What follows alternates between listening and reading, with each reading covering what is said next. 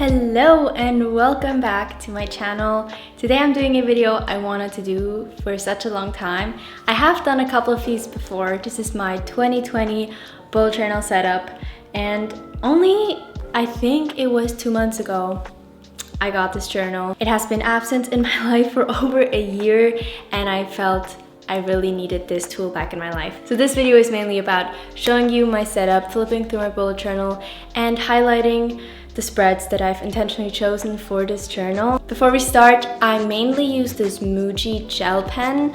I think it's 4 millimeters. It's like the specific one. It's only one, like they don't have different colors of it.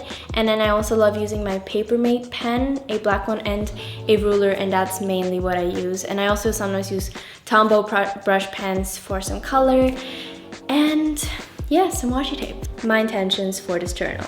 Number 1 is practicality. As I just mentioned, I was missing something in my life to organize and just put everything on paper and have an overview of my life and all of my thoughts right now in one place. Number 2 is a place to express myself. A bullet journal just beautifully combines the organizational aspect, the management aspect of your life, with that space for creativity. Number 3 is learning about the best ways for you to organize your time, how you schedule things, how to estimate how long you take for things, and just getting to know yourself better. So having this as a space to explore all of those things about yourself, that is my 3rd intention. That's enough for an overview. Let's get into the journal. Yep, this is my journal. It's a Leuchtturm 19 something. Can't remember, but I chose red because 2020 to me is just such an iconic number and year. So I wanted to go with an iconic color, and it just excites me to use it. The first page includes this poem that I got as a gift from Berlin, and I also wrote in my address. And then the second page, okay. If you flip to the pages that originally are made for an index, I have put in this interesting picture. This is something I took out of a magazine, and I just loved the illustrations and the colors. I love green personally. And yeah, I decided to stick it in here because I don't need an index. I wanted to use it more as a bulletin board, so still kind of resembling the function of an index with, you know, post-it notes. Like here I have some post-it notes that indicate pages where I did some journaling, and I really love this page. Now going on to the first page of my journal, here I wanted to externalize my intention for my journal and just go at it and just start writing on this page. That's why I decided to make this a list of gratitude that I'm just going to fill out with time. As you can see, it's only filled out up to about half, and I'm just gonna get back to here, and every time something random comes to my mind or something just pops up that I'm super grateful for, I just write it down. It's a good practice. That's my first page, and I like it. Now, as you can see, I have a empty page. That happens. I want to write down some affirmations for November. I definitely did write down some quotes and stuff for this month, but I mean last month. Oh my god, it's already December, friends. But didn't happen. Totally okay. On page 3, according to the numbers, I wrote a letter to myself for November, and this is something I plan to do monthly, so kind of as a reflection of the past month and to set my intentions and just kind of capture how I feel at the beginning of the month for the month ahead. I really appreciate that practice. Then you come to my goals page for 1 month, and this is a page I see a lot of people do. I just decided to do it in 2 sections. So the upper section includes goals that aren't necessarily tangible and more just mark where I want to be psychologically. For these goals, you can't really say or have on paper that they were done. It more marks progress mentally or just psychologically. And then in my task list, I do have more tangible goals and goals that once crossed off, I can build off them, and just things I need to get done so I can progress with projects, with tasks, and responsibilities. I don't know if I was super clear about distinguishing the tangible and the non-tangible, but I'm working on it and I like having that separation. Looking back at my past journals, I have not taken full advantage of my future logs, and because I do need that flexibility and I find myself changing future dates around so much, it doesn't make so much sense for me to plan out the next 6 months or even the next 12 months in my journal. For things like that and events like that, I put that in my Google Calendar. I think 2 months for me are just perfect, and I love a vertical monthly overview, so I decided to put 2 on one page that fits perfectly and gives me a good amount of time to plan ahead, but still isn't like too much in the future. This page is relevant to my work. I have decided to make a dedicated calendar overview / schedule for my content that I create. And this page is inspired by a lot of calendar style setups I've seen in the past.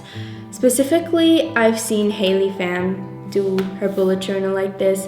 I don't know if she was inspired with her content schedule by someone else, but giving credit to everyone else but myself, because I've definitely seen this in the past, and then I just use again these post-it notes to plan things, and I can always move it around. That's my little content overview, and it helps me so much stay on top of what I create, because that used to be a huge problem. So yep, this is an example of a page that is basically a week of me planning and journaling, and I just want to get into it. That's why I call this page Back to Journaling. And up on the left corner you can see my first rolling weekly. That is a little setup that I was inspired by to do by Plant-Based Bride here on YouTube. I can only recommend trying out this little setup yourself, because it's basically a list that allows you to write down tasks without dedicating them to a specific day in the week. And we definitely do have things that we need to do on a specific day, which you can also mark in this little setup, which I think is amazing. It's super flexible, and that's exactly what I need. So check out her video if you want to learn more about it. I used to be a bit more strict with what I allowed in terms of journaling and just writing in my bullet journal, and I think that took away the fun for me, and that's why I feel like I always stopped using my bullet journal, because it required specific content that I had to write in it, or I thought I had to write in it, and now I just allow myself to literally dump everything in here that I want to. So I have some journaling pages, a brain dump for my Asia trip, just random to-do lists. I mean, this is the point of a bullet journal. More journaling. Then I have an ideas page for any ideas. I have so many ideas all the time. Then I have this random page of travel destinations, and then also I did some reflection here about my goals that I want to have for 2019, and again a goals page. And I'm feeling really good about just expressing everything and putting it on here, no matter on which page I am, and I don't need to like leave out pages because I want to have a certain order. We don't need that, and it's working pretty good up to now. Here's another November week. Here you can see I added this picture. I'm going to put the artist right here. Super cute picture. I also have at the back of my journal a lot more pictures from Pinterest. I also have some stickers that I just like to keep with me. These are actually just pictures from my vision board, and I'm planning to do a little vision board spread for January. Yep, I'm just having fun with it. Okay, I just lost something. Here you can see my December schedule. I actually ordered some Christmas stickers, but they haven't arrived, so I resorted to drawing some pine trees. On the last pages, I have my December and January future log. Kind of wrote down the dates of where I'm traveling to, because I'm traveling for the next 2 months. And yeah, that's that. And then I have another weekly spread with a rolling weekly. And then here I have some random stuff from organizing my room. I bought some drawers at Muji, some video concepts, and then another weekly spread. But at the back I made a little grid cheat sheet. This time I was inspired by Amanda Rachley to do it super detailed. And then on the last page, I have this little quote from I think it was a School of Life video about anxiety.